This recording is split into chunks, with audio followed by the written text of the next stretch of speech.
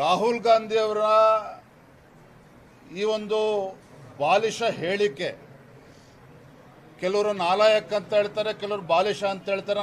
ನಾಲಾಯಕನ ಪದವನ್ನು ನಾನು ಬಳಸೋದಿಲ್ಲ. ಆದರೆ ಒಬ್ಬ ರಾಷ್ಟ್ರೀಯ ಕಾಂಗ್ರೆಸ್ ಪಕ್ಷದ ಅಧ್ಯಕ್ಷನಾಗಿ ದುಡಿದಿರ್ತಕ್ಕಂಥವ್ರು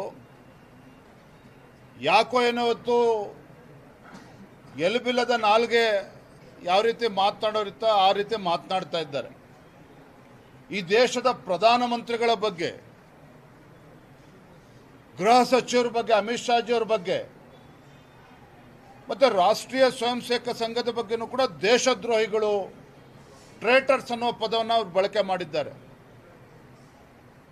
ನಾನು ಈ ಸಂದರ್ಭದಲ್ಲಿ ತಮ್ಮ ಮುಖೇನ ರಾಹುಲ್ ಗಾಂಧಿ ಅವರಿಗೆ ಕೇಳೋದಕ್ಕೆ ಇಚ್ಛಪಡ್ತೇನೆ.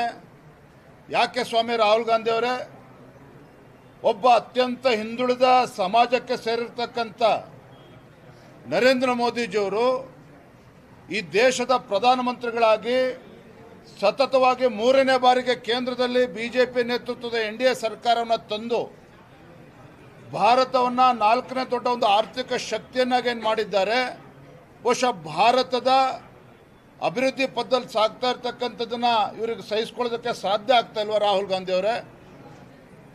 ಕಾಶ್ಮೀರದಲ್ಲಿ ಆರ್ಟಿಕಲ್ 370 ಕಿತ್ತಾಕುವಂಥ ಧೈರ್ಯ ನಿಮ್ಮ ಕಾಂಗ್ರೆಸ್ ಪಕ್ಷ ಕೇಂದ್ರದಲ್ಲಿದ್ದಾಗ ಮಾಡೋದಕ್ಕಾಗಲಿಲ್ಲ. ಆದರೆ ನರೇಂದ್ರ ಮೋದಿಜಿಯವರ ನೇತೃತ್ವದಲ್ಲಿ ಅಮಿತ್ ಶಾಜಿ ಅವರು ಆ ದಿಟ್ಟ ನಿರ್ಧಾರನ ತೆಗೆದುಕೊಂಡ್ರು. ಕಾಶ್ಮೀರದಲ್ಲಿ ಆರ್ಟಿಕಲ್ 370 ತೆಗೆದುಹಾಕಿದ್ರು. ಅದಕ್ಕೆ ದೇಶದ್ರೋಹಿಗಳು ಅಂತ ನೀವು ಕರೀತಾ ಇದ್ದೀರಾ? ಇಡೀ ದೇಶದಲ್ಲಿ ನಕ್ಸಲಿಸಮನ್ನು ಬುಡ ಸಮೇತ ಕಿತ್ತಾಕುವಂಥ ಕೆಲಸ ನಿಮ್ಮ ಕಾಂಗ್ರೆಸ್ ಸರ್ಕಾರ ಇದ್ದಾಗ ಮಾಡೋದಕ್ಕೆ ಸಾಧ್ಯ ಆಗಲಿಲ್ಲ ನಮ್ಮ ಯೋಗ್ಯತೆಗೆ. ಆದರೆ ನರೇಂದ್ರ ಮೋದಿಜಿಯವರ ನಾಯಕತ್ವದಲ್ಲಿ ಅಮಿತ್ ಶಾಜಿಯವರು ಇವತ್ತು ಮಾಡ್ತಾ ಇದ್ದಾರೆ, ಮಾಡಾಗಿದೆ. ದೇಶದಲ್ಲಿ ಇವತ್ತು ನಕ್ಸಲಿಸಮ್ ಹಾವಳಿ ಇವತ್ತು ಬುಡ ಸಮೇತ ಕಿತ್ತಾಕುವಂಥ ಕೆಲಸ ಮಾಡಿದ್ದಾರೆ. ಅದಕ್ಕೆ ನೀವು ಇವತ್ತು ದೇಶದ್ರೋಹಿಗಳು ಅಂತೇಳಿ ಕರೀತಾ ಇದ್ದೀರಾ ರಾಹುಲ್ ಗಾಂಧಿ ಅವರೇ? ಇವತ್ತು ದೇಶದಲ್ಲಿ ಒಂದು ಭ್ರಷ್ಟಾಚಾರ ರಹಿತ ಆಡಳಿತವನ್ನು ನರೇಂದ್ರ ಮೋದಿಜಿಯವರು ನೀಡ್ತಾ ಇದ್ದಾರೆ. ಅದನ್ನು ಬಹುಶಃ ಸಹಿಸಿಕೊಳ್ಳೋದಕ್ಕೆ ಸಾಧ್ಯ ಆಗ್ತಾ ಇಲ್ಲ ರಾಹುಲ್ ಗಾಂಧಿ ಅವರಿಗೆ. ಆ ಕಾರಣಕ್ಕೋಸ್ಕರ ಇವತ್ತು ದೇಶದ್ರೋಹಿಗಳು ಅಂತೇಳಿ ಇವತ್ತು ಉಲ್ಲೇಖವನ್ನು ಮಾಡಿದ್ದಾರೆ ಅಂತ ಕಾಣ್ತದೆ.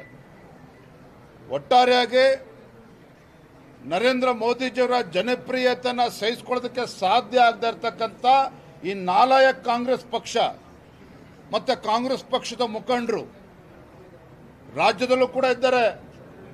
ಏನು ರಾಜ್ಯದಲ್ಲಿ ನಾಲಾಯಕ ಕಾಂಗ್ರೆಸ್ ಸರ್ಕಾರದ ಸಚಿವರ ಮಾತುಗಳನ್ನು ಕೇಳಿದ್ರೆ ಇವರೇ ವಿದೇಶಾಂಗ ಸಚಿವರು, ಇವರೇ ಡಿಫೆನ್ಸ್ ಎಕ್ಸ್ಪರ್ಟ್ಗಳು, ಇವರೇ ಫೈನಾನ್ಸ್ ಎಕ್ಸ್ಪರ್ಟ್ಗಳು, ಆ ರೀತಿ ಹುಚ್ಚುಚ್ಚನಂಗೆ ಇವತ್ತು ರಾಜ್ಯದಲ್ಲೂ ಕೂಡ ಮಾತನಾಡ್ತಾ ಇರ್ತಕ್ಕಂಥದ್ದು ಕೂಡ ನಾವು ನೋಡ್ತಾ ಇದ್ದೇವೆ.